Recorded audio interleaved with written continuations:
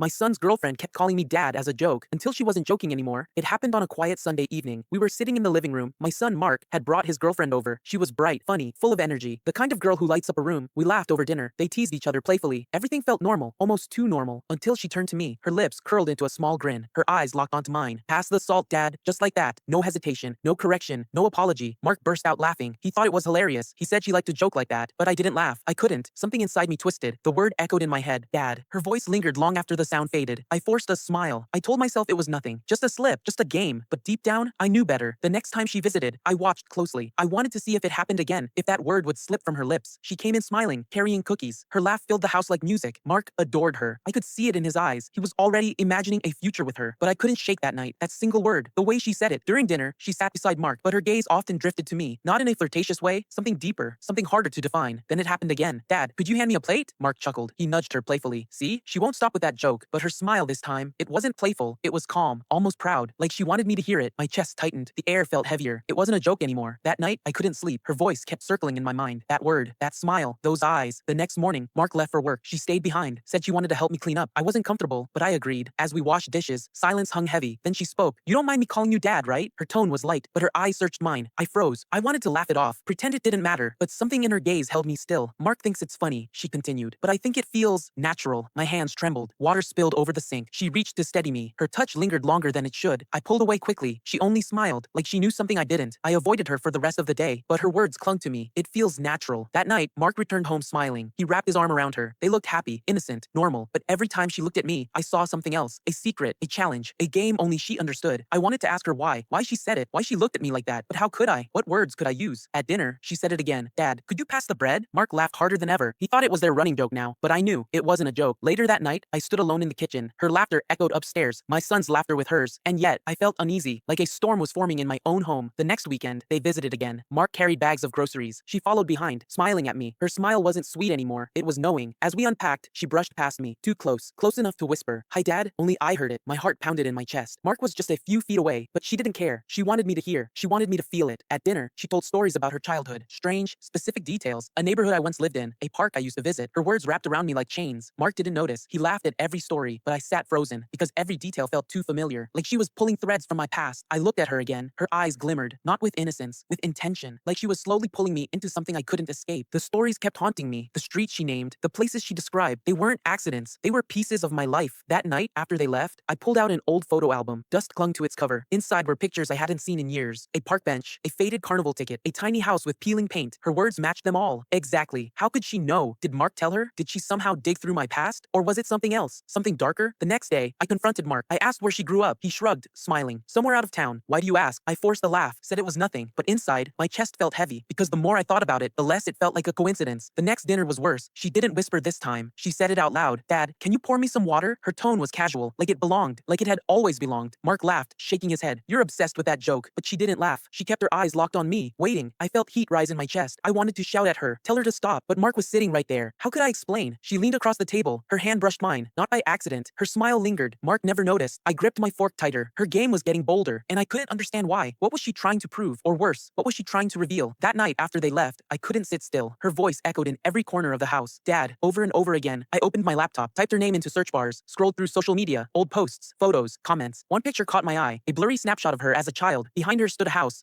I knew because I had lived there once. My throat tightened. The timeline didn't make sense, but the picture was real, too real. I slammed the laptop shut. My hands trembled. Could it be coincidence? Or was she connected to me in ways I couldn't admit out loud? The next day, they visited again. I tried to act normal, pretend nothing was wrong, but my eyes stayed on her, watching, waiting. She told another story at dinner, this time about a neighbor's dog. She even said the name, a name I hadn't heard in years, a dog that once barked outside my childhood home. Mark chuckled, said it was a funny coincidence, but my stomach twisted. Coincidence didn't feel like the right word. I looked at her carefully. She wasn't laughing. She wasn't surprised. Her eyes told me everything. She wanted me to hear it. Later that night, I found her alone in the kitchen. She smiled as I entered. "Good night, Dad," she whispered, then walked past me, as if nothing was wrong. I barely touched my food that night. Mark laughed with her, carefree, but every sound felt sharp, like glass cutting into me. I couldn't take my eyes off her. Every gesture, every word, every glance, they all felt loaded. Mark excused himself to grab something upstairs. That left me alone with her. The air turned heavy, silent, except for my heartbeat. She leaned closer. Her smile was soft, calm. "Why don't you like it?" she asked. Her voice was almost tender. Being called Dad, I froze. My throat tightened. Words refused to come out. Her smile widened, like she enjoyed my silence, like she wanted me trapped in it. Mark's footsteps came down the stairs. She leaned back casually. The moment vanished, but inside me, something broke. That night, I lay awake awake in bed. Every word she said replayed in my mind. Why don't you like it? The question ate at me. I tried to convince myself it was nothing, just a joke gone too far, but the truth wouldn't let me sleep. I stared at the ceiling. Memories from years ago crept back. Places I hadn't thought about in decades. Faces I had tried to forget. Her voice mixed with those memories. Her smile burned into them. And the word dad echoed louder, until it didn't feel like a joke anymore. It felt like a confession. The next morning, I looked at myself in the mirror. Dark circles under my eyes. A man unraveling. A man who couldn't tell reality from fear. And somewhere in the house, I heard her laughter. Soft, sweet, but to me, it sounded like control. Sunday morning, we went to a diner. Mark wanted pancakes. She slid into the booth beside him. I sat across the table, silent. The waitress came to take our order. She asked what we wanted, and before I could answer, the girl spoke up. He'll have coffee black. That's how dad likes it. The waitress glanced at me, confused. Then she looked at Mark, waiting for an explanation. Mark laughed, shaking his head. She's been calling him dad lately. Don't ask me why. The waitress smiled awkwardly, but her eyes lingered on me, like she sensed something off, something she couldn't name. My pulse pounded in my temples. I wanted to scream right there, but I stayed quiet, because no matter how strange it looked, I was the only one who felt the weight of it. She sipped her drink, calm as ever, her eyes locked on mine, and in that moment, I knew this wasn't just between us anymore. That night, I couldn't let it go. Her voice in the diner replayed again and again. She said it so confidently, like she had every right. When Mark fell asleep, I opened my laptop again. I searched harder this time. Her hometown, her school records, anything I could find. Hours passed. Most of it was normal. Pictures with friends, graduation photos, birthday parties. But then I found it, a birth certificate. Her mother's name was familiar, too familiar. I leaned closer to the screen. My chest tightened. I remembered that name, a face from years ago, a mistake I had buried. My hands shook as I closed the laptop. If what I suspected was true, this was no joke. This was blood. I couldn't get that name out of my head. It belonged to someone I once knew, a woman from a different life, a woman I shouldn't have been with. Back then, I was reckless. I made choices I regret, and when it ended, I swore I'd never look back. But now her daughter was here, sitting in my house, smiling at my son, calling me dad. The thought made me sick, but I couldn't tell Mark, not without proof, not without destroying him. That evening, they came over again. I tried to stay calm, but when she laughed, I heard her mother's voice in it. The same pitch, the same tone. She looked at me across the table, as if she knew what I discovered, as if she wanted me to say it out loud. And I realized something chilling. She wasn't just playing a game. She was waiting for me to break. Mark invited me to watch a movie. The three of us sat in the living room. They curled up on the couch together. I stayed in the armchair, distant. Halfway through, she leaned forward. Dad, can you turn up the volume? Mark laughed, tossing popcorn at her, but she didn't look at him. She looked only at me. I gripped the remote tighter. My hand shook as I pressed the button. The sound grew louder, but inside me, everything went silent. She whispered something in Mark's ear. He laughed again, but her eyes never left mine. Every glance felt like a threat, every smile, a warning. When the movie ended, Mark went upstairs to grab drinks. She stayed, sat across from me, closer than before. You figured it out, haven't you? She said. Her voice was soft, steady, not a question, a statement. I opened my mouth, but no words came. She smiled wider. Good night, Dad. I avoided her eyes the rest of the night, but she didn't stop. Every chance she got, she used that word. Dad, can you grab a blanket? Dad, pass me the remote. Dad, you're so quiet tonight. Each word was a blade, cutting deeper, and Mark laughed every time. To him, it was harmless fun, but I saw her truth in every glance. She wanted me to react. She wanted me to confess, and I couldn't. Later, when Mark stepped away, she leaned closer. Sooner or later, you'll have to tell him. Her whisper was calm, cold, certain. My stomach churned. She knew everything, and she wasn't hiding anymore. She was daring me to break. I thought about avoiding them, telling Mark I was too busy, but it didn't matter. They kept coming back. She kept coming back. Every visit, the word followed me. Every dinner, every joke, every smile. Dad, always with meaning, always with weight. Mark had no idea. He only saw love in her eyes, but I saw something else. Possession, control. One night, I tried to leave the table, said I was tired, said I needed rest, but she stopped me. Her hand touched my arm. You can't keep ignoring me, she whispered. Mark was right there. He didn't hear a thing, but my heart nearly exploded. I pulled away quickly. She only smiled again, like she owned me, like I had no way out. At work, I couldn't focus. Numbers blurred on the screen. Voices sounded far away. All I heard was her, that one word. When I came home, their car was already in the driveway. She was in my house again, smiling like she belonged. Mark hugged me, cheerful. Dinner's almost ready, Dad. The words stung, because now even my own son used it without thought. At the table, she talked casually, about family, about roots, about blood. Her words were harmless to Mark, but to me, they were daggers. Halfway through, she looked at me. Don't you think family secrets always come out? She said it smoothly, like it was just conversation, but her eyes burned into mine. I nearly dropped my glass. Mark didn't notice, but I did. The mask was cracking, and I knew she wouldn't stop until everything spilled out. I started avoiding eye contact, pretending her words didn't matter, pretending I couldn't hear her whispers, but she knew. She always knew. At dinner, she leaned closer to Mark, but her voice carried to me. You know, I always wanted a father figure. Mark smiled, squeezing her hand. That's sweet, he said. She glanced at me. That smile again, sharp, dangerous, like a knife I couldn't see, but always felt against my skin. My fork scraped against the plate. The sound made my teeth ache. Mark asked if I was okay. I forced a nod, but inside, I was screaming. When they left that night, I sat in the dark, alone. Her words replayed like a curse, a father figure, a secret, a truth clawing its way to the surface. That night, I poured myself a drink. The house was silent, but my head was full of her voice. Dad, father, secrets. Every word she ever said burned inside me. I slammed the glass down. Whiskey spilled across the table. My hands shook uncontrollably. I couldn't live like this anymore. I grabbed the old photo box, pulled out faces from the past. Her mother's smile stared back at me. Younger, radiant, dangerous. The woman I had tried to forget. I whispered to myself, no, it can't be. But the truth was undeniable. The dates lined up. The memories fit. And suddenly, the word dad was no longer a game. I buried my face in my hands. If I told Mark, his world would shatter. If I stayed silent, mine would. Either way, someone was going to break. The next time they visited, I couldn't look her in the eye, but she didn't care. She wanted me cornered. At the table, she talked about fathers, how important important they were, how blood always connected people. Mark nodded, smiling proudly. He didn't see the poison in her words. Then she turned to me. You agree, don't you, Dad? Mark laughed, but I froze. My throat tightened. She tilted her head, waiting. Her stare burned through me. I forced a smile. I muttered, sure. It was all I could manage. Her smile widened, like she'd won a silent war. Mark changed the subject, but she kept her gaze on me, unblinking, unrelenting. And in that moment, I knew she wasn't just teasing anymore. She was preparing